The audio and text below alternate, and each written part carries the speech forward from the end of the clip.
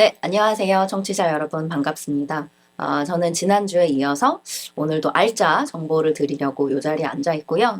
저는 올가 국어 고등부 총괄 원장을 맡고 있는 김희선이라고 합니다. 반갑습니다. 반갑습니다. 네, 이번 주도 얼굴을 보이지 않는 입시킬러 레오가 함께하고 있습니다. 저도 나오고 있습니다. 예, 목소리만. 반갑습니다. 자, 원장님, 오늘 네, 주제는요. 네. 항상 보면 예년 이제 수능 22학년도 뭐 매년 그랬지만 수능 국어를 봤을 때 오답률 탑 10? 음, 딱 보면 거의 뭐 탑 10 자리를 다 차지하고 있는 음, 영역이 독서, 네, 비문학, 비문학이죠. 비문학인데 맞습니다. 사실 이 비문학이라는 건 사실 문학은 좀 그 출제 난이도나 이런 거 어느 정도 예측이 가능할 것 같은데 비문학은 사실 이게 뭐 어떻게 어떤 식의 질문이 나올지는 예측이 불가능하잖아요. 그렇죠. 영역만 조금 뭐 그쵸? 인문에서 하나, 그렇죠? 사회에서 하나, 이제 과학기술에서 하나 이렇게 나오겠지? 이렇게 예측은 음, 가능하고 음, 난이도 자체는 사실 예측이 어렵죠. 음. 네. 아니 도대체 이게 비문학이 이렇게 결국 애들이 많이 틀리는 거잖아요. 네, 정말 많이 틀리고 이제 언매 선택한 학생들 같은 경우는 언매에서도 오답률이 되게 높아요. 올해 수능 아, 보면 오답률 5개, 그러니까 오답률 탑 5 안에 언매 중에 문법이 2문제거든요. 음, 그러니까 문법을 열심히 준비하지 않고 언매를 선택한 학생도 사실 되게 많다는 거죠. 음, 근데 나머지 3개는 이제 비문학이고요. 예, 화작 선택한 학생들 같은 경우는 오답률 5의 전 문제가 5개가 다 비문학이에요. 네. 문학은 없어요. 사실 제가 가르치는 학생들 그렇죠. 중에서도 이제 전교권 학생들을 보면 수능 보고 저한테 막 신나서 연락을 주거든요. 너무 잘 봤다고 하면서 항상 꼭 하는 말이 쌤 문학이 너무 쉬웠어요.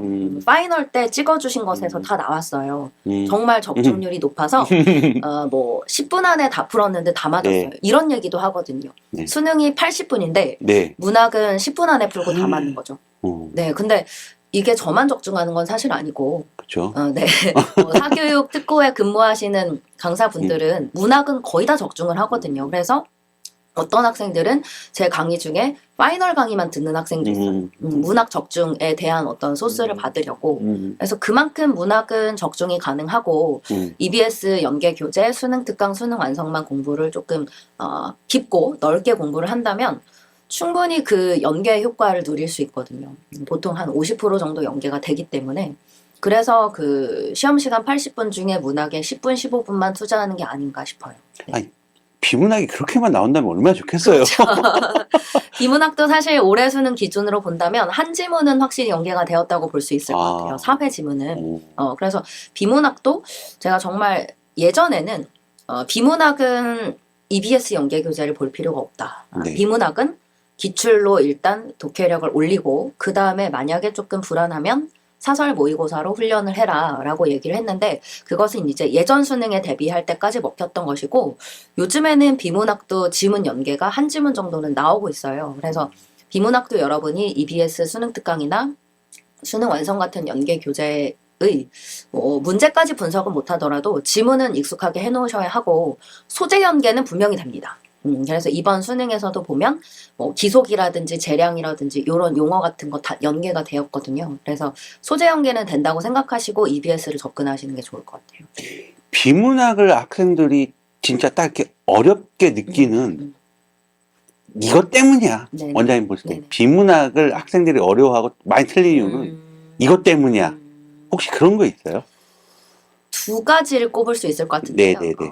하나는 일단 학생들이 글을 읽는 법을 몰라요. 그러니까 무슨 얘기냐 하시겠지만 이게 아무리 네이티브여도 모국어 화저여도 예를 들어 그냥 유튜브에 나오는 자막이라든지 영화 자막 읽는 것하고 굉장히 정제된 하나의 지문을 처음부터 끝까지 완벽하게 이해하면서 읽는 것하고 요구되는 독해력이 상당히 다르거든요.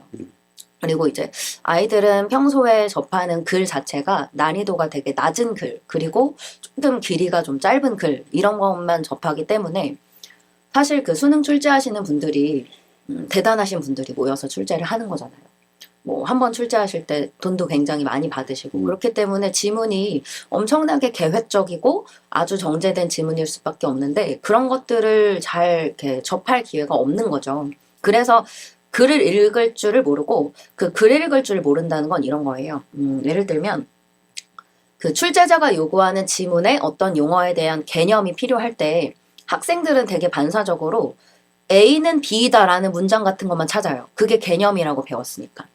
근데 실제 수능국어 지문에는 B가 A를 수식하는 것도 개념일 수도 있고 아니면 A는 즉 B이다. 이렇게 즉이라든지 요컨대라는 어떤 표지가 나왔을 때도 그 부분도 개념일 수 있거든요. 그래서 약간 학생들이 이렇게 앞에 나온 내용이라든지 이런 내용을 조금 당겨 읽을 줄을 모르기 때문에 그래서 제가 글을 읽을 줄 모른다라는 말씀을 드리는 거고 또 글을 읽을 줄 모르는 이유는 문장 간에 당겨 읽기도 조금 많이 못하지만 문 단간에 당겨 읽기도 못하거든요. 그러니까 옛날에 제가 응시했던 수능은 사실 스킬로 다 됐던 것 같아요. 지문이 짧고 뭐 1문단부터 한 4문단까지 핵심 내용이라든지 큰 원리만 이해하면 됐었던 유형이었거든요. 근데 최근 수능은 절대 그렇게는 풀리지 않고 물론 저도 학원 강사니까 강의실 안에서 스킬을 굉장히 많이 얘기하지만 그 스킬만으로는 절대 풀리지 않는 미시적 독해가 있어요. 그러니까 옛날에는 구조 독해라고 해서 뭐 이제 학원 쌤들이 많이 시키시거든요. 조금 예비 고1이나 중3 선생님들께서 단락별로 내용을 좀 요약을 해주시고 그리고 그 핵심 내용이나 뭔가 지문에서 다루고 있는 큰 원리를 강조를 해주세요. 그것만으로도 이제 예전에는 문제가 풀렸기 때문에. 근데 요즘은 1문단에서 언급했던 것이 4문단에서 쓰이는데 1문단을 제대로 읽지 못하면 4문단이 그냥 텅 비게 돼요. 4문단에서 학생들이 끌어올 게 없는 거죠. 원리를. 그래서 굉장히 유기적인 독해가 중요하고 그래서 문단 간에도 연결해서 당겨 읽어야 하는 것이고 또 그렇게 예전처럼 구조 독해만 한다고 풀리지 않는 문제도 무조건 한 세트에 한두 문제씩 나오거든요. 요즘은 아주 꼼꼼하고 세밀하게 읽어야 하는 구조 독해가 중요한데 학생들은 이제 국어라고 생각하면 난 시간 안에 무조건 다 풀어야 돼 라고 생각하기 때문에 자꾸 시간 생각만 해요. 그러다 보면 그 미시 독해를 해야지만 풀 수 있는 문제는 다 날리게 되는 거죠. 그럼 결국 세트 5개 문항 중에 난 빨리 풀었고 지문을 끝까지 다 읽었지만 맞히는 문제는 3문제밖에 없는 거예요. 그래서 점수가 나오지 않는다라고 말씀을 드리고 싶고요. 그리고 두 번째 문제는 이 비문학 지문의 지문 종류인 것 같아요. 지문 유형. 그러니까 간단하게 말씀을 드리면 인문, 사회, 과학기술, 예술 그리고 각 영역들이 합쳐진 융합. 물론 이제 요즘에는 뭐 독서 이론도 출제되고 있는데 그것은 어차피 오답률 상위에 걸릴 일도 없고 지문도 너무 쉽기 때문에 그 얘기는 좀 뒤로 미루고 이렇게 좀 영역이 출제가 되는데 인문은 보통 동양 철학이나 서양 철학 아니면 논리학이 출제되는데 이것은 이과 학생들이 접할 일이 거의 없죠. 그러니까 문과 학생들은 뭐 예를 들면 윤리와 사상이나 생활과 윤리나 이런 것에서 뭔가를 접하겠지만 이과 학생들은 상대적으로 그 인문 영역에 대한 배경 지식이 굉장히 낮아요. 그렇기 때문에 그 영역이 어려울 수밖에 없는 것이고 또 과학기술은 기본적으로 과학은 물, 화, 생, 지가 출제되는데 제가 문과 학생들한테 물어보면 통합과학 기억 하나도 안 난대요. 왜냐하면 할 일이 없기 때문에. 그래서 문이과를 너무 확실히 나눠 놓은 상태에서 국어는 굉장히 통합 과목적인 영역이라고 생각하거든요. 비문학은. 그러니까 약간 내가 선택하는 과목과 관련이 없으면 이 글을 전혀 읽을 기회가 없기 때문에 거기서 일단 진입장벽이 생기는 거고 사회 같은 것은 법이나 경제가 출제되는데 이건 문이과 애들 다 싫어해요. 왜냐하면 법 같은 경우는 보통 어떤 조건을 충족하면 어떤 결과가 나온다 뭐 이런 문장인데 그런 문장들을 학생들이 일상에서 접할 일도 없고 그다음에 경제 같은 경우는 아이들이 접하지 않은 용어라든지 어떤 현상이 지금 계속 반복해서 나오고 있는데 그런 것들을 이렇게 파악하는 것도 굉장히 어려워하거든요. 그래서 일단은 지문 종류에 확실한 진입 장벽이 있다라고 말씀을 드리고 싶고 제가 예전 방송에서도 한 번 언급을 한 것 같은데 이제 가르치는 입장에서는 배경 지식이 필요 없다. 그냥 지문 안에 모든 요소가 다 있기 때문에 그걸로 충분히 읽을 수 있다라고 가르치시는데 그분들이 이제 진짜 시험장에 들어가 보신다면 생각이 달라지실 거예요. 이게 이과 애들이 유리한 지문과 문과 애들이 유리한 지문이 나눠져 있는 건 분명히 배경 지식 차이거든요. 그래서 시간이 있을 때 지문을 영역별로 묶어서 공부하는 게 좋아요. 뭐 법은 법 지문대로 다 묶어서 공부하고 경제는 경제 지문대로 다 묶어서 공부하고 그래서 시중에 이런 소스로 공부할 수 있는 자료들도 얼마든지 있고, 저도 학생들을 지도할 때 이제 문제 유형이 다 완성이 되면 지문의 종류별로 다 나눠서 수업하거든요. 그래서 제일 안 좋은 방법은 그냥 연도별로 공부하는 것. 이게 제일 안 좋은 것 같아요. 유형화가 되지 않기 때문에. 그래서 이런 뭐 글을 읽을 줄 모르는 점, 그 다음에 비문학에 출제되는 소재 자체가 너무 조금 학생들이 접하기 어려운 소재인 점, 이런 것들이 조금 문제인 것 같습니다. 결국 비문학은 저학년 어렸을 때, 네네. 뭐 중학교 때까지 어떤 좀 다양한 독서량, 독서? 독서 도움이 되나요? 배경지식. 요 솔직하게 말씀드려도 되나요? 네, 아 솔직하게. 왜냐면 이 대한민국의 초, 중 등 국어학원은 다 독서를 하는 걸로 알고 있어요. 네. 근데 왜 그래? 왜 그렇겠죠. 어려워요? 근데 제가 얼마 전에 수능 만점자 학생들이 나온 방송을 봤어요. 근데 두 학생 다, 이제 초수는 2명이 나왔는데 두 학생 다 독서를 싫어하더라고요. 그래서 제가 예전부터 느낀 건데, 독서의 양이 많다고 절대 수능 국어에서 비문학을 잘할 순 없고요. 그 학생들이 읽는 독서 책은 물론 제가 아까 말씀드린 배경 지식이라든지 학생들이 뭔가 지문을 접할 때의 뭐 예를 들면 기분, 요건 내가 어디서 본 거야 라는 그런 호기심, 이런 것을 자극할 수 있고, 그 다음에 이제 어휘력, 어휘력에 조금 도움이 되겠지만, 아까 제가 말씀드렸듯이 그 수능 국어 지문은 굉장히 정제된 지문이거든요. 그리고 그냥 일반적인 뭐 소설책이라든지 뭐 아니면 뭐 무협지, 판타지 소설 뭐 이런 데서 나오는 개념은 또 아니기 때문에, 만약에 독서로 수능 국어 비문학까지 쭉 연결을 시키고 싶다면 저는 독서 후 활동이 굉장히 중요한 것 같아요.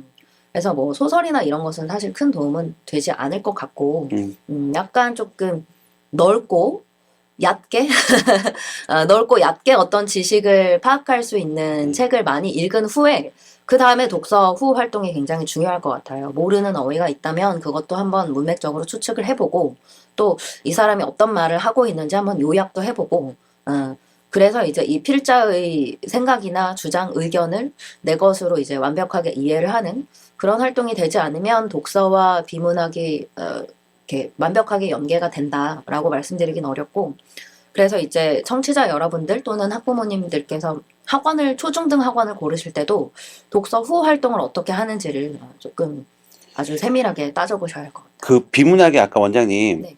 그 다양한 이제 영역들이 있잖아요. 네. 근데 이제 아까 말씀드린 문과 학생들은 네. 아무래도 과학 지문 어려워하고 너무 싫어하죠. 이 이과 보기도 학생들 싫어요. 보는 거 자체도. 이과 학생들은 그 사회, 철학, 네. 철학 네네. 이쪽 인문의 싫어하고, 철학 뭐 이런 거. 문과 이과가 다 싫어하는 건 경제, 법. 네네, 맞습니다. 그러면 물론 이제 학생들마다 또 편식이 있을 것 같아. 그거 안 할 것 같아. 내 그 지문, 굉장히 있죠. 그 지문 내가 어려운 지문 난 그 네. 비문학에 이렇게 공부를 하다 보면 분명히 자기가 어려운 네. 그거 넘어갈 것 같은데 이러면 좀 문제되지 않나요? 저는 시기를 명확히 정해주고 싶고, 9월 모의고사를 보기 전까지는 편식을 하면 안 된다고 말씀을 드리고 싶어요. 이제 본인이 뭐 나는 수능 한 3, 4등급 정도만 나오면 된다라면 물론 편식을 해도 상관없어요. 근데 내가 2등급 이상의 성적을 목표로 하고 있다? 라면 이제 9월 모의고사를 보기 전까지는 내가 못하는 영역도 어쨌든 시도는 해야 돼요. 근데 이제 9월이 지나갔는데도 완성이 안 됐을 때는 현실적인 전략을 수립을 해야 되겠죠. 안 되는 영역은 과감히 버리고 그 영역은 그냥 내가 풀 수 있는 문제만 풀고 뭐 답지에 대고 찍는다든지 하고, 되는 영역에 완벽함을 기하는 게 조금 그냥 수치, 점수로만 봤을 때는 더 잘 나오고요. 그러나 이제 초중반부를 갈 때는 분명히 내가 어려운 영역도 훈련을 해야 한다라고 말씀을 드리고 싶고, 그 뭐 역대 수능 국어 중에 좀 극악의 난이도를 자랑했던 지구과학 지문, 그러니까 국껍질 물어보던 그런 지문 빼놓고는 사실은 통합과학적인 지식만 있어도 풀 수 있게 다 세팅이 돼서 나와요. 그래서 뭐 지금 현재 1월부터 뭐 8월까지 준비를 한다면 그 영역을 정복하지 못할 이유는 없을 것 같아요. 그래서 저는 시도는 꼭 해보시라라고 말씀을 드리는 편이에요. 이 얘기는 그 나중에 고등학교 2학년 때 아이들 1학년 때에서 2학년 때 과목 선택을 하거든요. 그러니까 이과 학생들 그러니까 문과 학생들인데도 탐구 영역을 보통 사탐 2개, 3개 선택하고 그래도 과학을 하나 네, 선택을 과학 해요. 하나 하죠. 네. 네. 그다음 이과 학생들도 그렇죠. 과탐하고 사탐 하나. 네.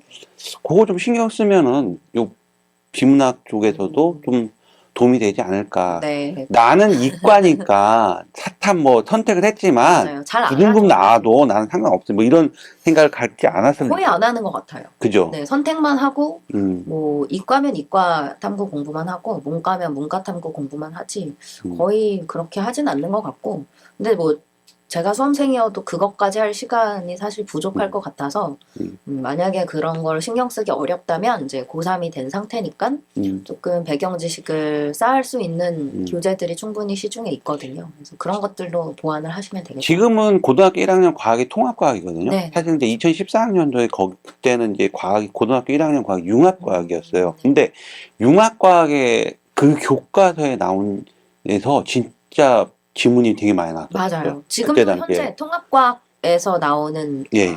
개념이 계속 나오고 있습니다. 그래서 그런 1학년 때 또 그런 것도 꿀팁이잖아요. 1학년 때 통합과 과학 성적보다도 나중에 이겨서 네. 좋다. 네. 비문학에도 굉장히 많은 도움이 될 거다. 맞습니다. 네, 그런 부분. 그래서 통합과학 교재를 고르실 때 약간 청천연 컬러에 조금 사진이 많은 이런 교재를 골라두시면 나중에 이제 고3 때 뭐 지문이 좀 어려울 때 그런 1학년 때 봤었던 자습서라든지 제가 뭐 특정 출판사를 언급할 순 없지만 뭐 미음으로 시작하는 이런 출판사께 잘 나와 있거든요. 그래서 그런 것들로 버리지 않고 놔두셨다가 보셔도 될 것 같아요. 네, 알겠습니다. 오늘 또 이렇게 수험생들, 고3 수험생들이나 재수 반수생들이 힘들어하는 수능 국어에서의 독서 파트 비문학. 네.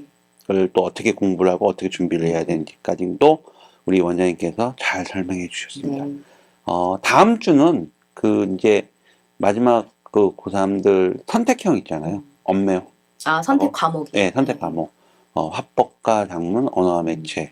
네, 이거를 사실 선택을 고2 때 이제 편제표에서 이제 하는데 그것도 선택을 하는 방법이 좀 있을 것 같아요. 네, 아이들마다. 제 학생들 중에는 2학년 때 선택하는 과목으로 수능을 안 보는 학생도 있어요. 네, 그건 3부 다음 주에 예. 주제로 또 네네. 진행하도록 하겠습니다. 하여튼 이번 주 원장님 또 한번 다시 한번 감사드리고요. 네. 마무리 인사 부탁드리겠습니다. 네, 지금까지 제가 꿀팁을 드렸으려나 모르겠어요. 다음 주에도 좋은 정보로 제가 여기 준비를 해오겠고 마지막으로 드리고 싶은 말씀은 비문학은 절대 연도별로 공부하지 마시라. 이런 걸 강조해드리고 싶습니다. 네, 지금까지 들어주셔서 감사합니다. 김희선이었습니다. 수고하셨습니다. 네.